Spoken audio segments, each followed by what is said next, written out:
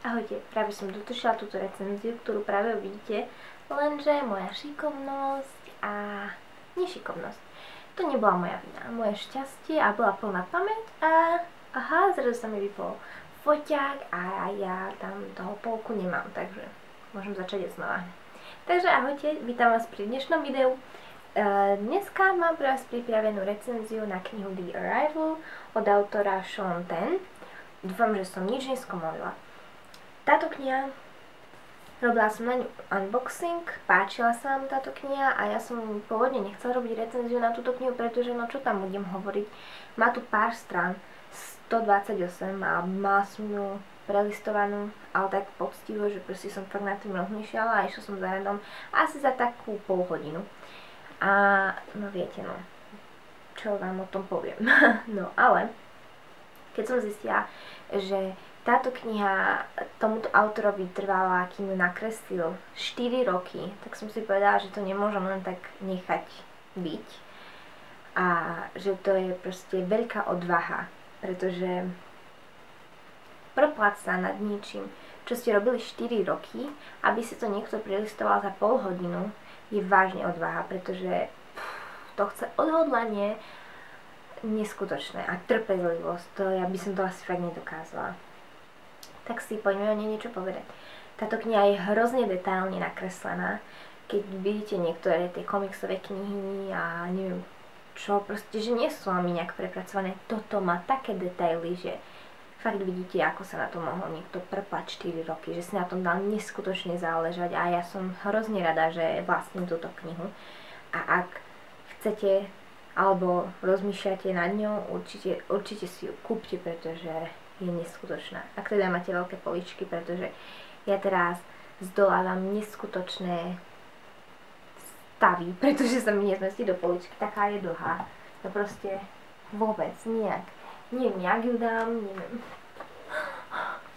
neviem, kde ju mám dať, aby bolo pekne vidno táto tuna, lebo je to fakt nádherné. No, tým pádom, že v tejto knihe sa nepíše, sú tam len obrázky, neviem, či vám poviem dobre, čo sa tam deje. Neviem, či to vystihnem, neviem, či nebudem hovoriť blúdy. Ak náhodou niekto z vás to čítal, ju videl a hovorím blbosti, tak ma opravte. Pardon, vážne sa ospravedlňujem. Dúfam, že som to pochopila dobre. Takže, táto kniha začína tak, že sme v kuchyni mladej rodinky, ktorá sa balí sa vlastne ten muž, otec a odchádza preč z ich planéty, pretože ju ovládli mimozemšťania. A on ide a cestuje nejakým hrozne zvláštnym dopravným prostriedkom do inej krajiny, vesmíru, planéty, no neviem.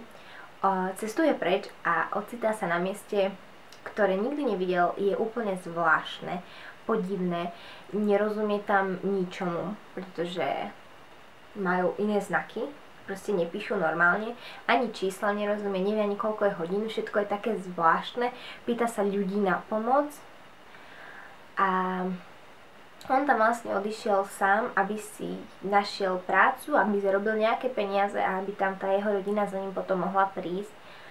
A on má problém nájsť nejakú prácu, pretože im ani poriadne nerozumie a nachádza si priateľov, ktorí mu pomáhajú a takto vlastne pekne ide ďalej. A viac som už nepovedala, aby som náhodou nepovedala nejaký spoiler alebo dačo, pretože to by som nechcela.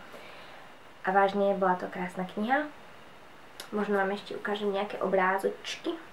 On prichádza do toho nového sveta vlastne a tak to tam vyzerá. Vidíte? Tak divne to tam vyzerá. Je to tam všetko také zvláštne. Nevie, kde má ísť. Je to také... A priletel takýmto zvláštnym prostriedkom. Či to vidíte. Taký balón. A tu taká krabica. Tu vám už to vidíte. No. A je to vlastne o tom, ako si zvyká na nový život, ako si nájde domáceho miláčika, takéhoto malého, bieleho, neviem ani čo to je. A fakt je to rozkošná kniha a bolo to zlaté a choďte do toho, určite.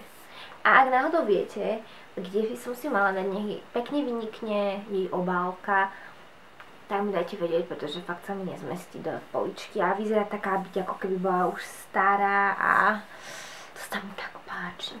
Hrozne krásna kniha. Ja som z nej mala takú radosť, že neviete sa ani predstaviť. OK, tak to bola recenzia na túto knihu. Dala by som jej 5 hviezdičiek z 5. Je proste geniálna, je proste úžasná. Určite stojí za to si ju prečítať, prezrieť. A uvidíme sa pri ďalšom videu, neviem pri akom, neviem kedy, ale dúfam, že sa vám toto páčilo. Tak ahoj!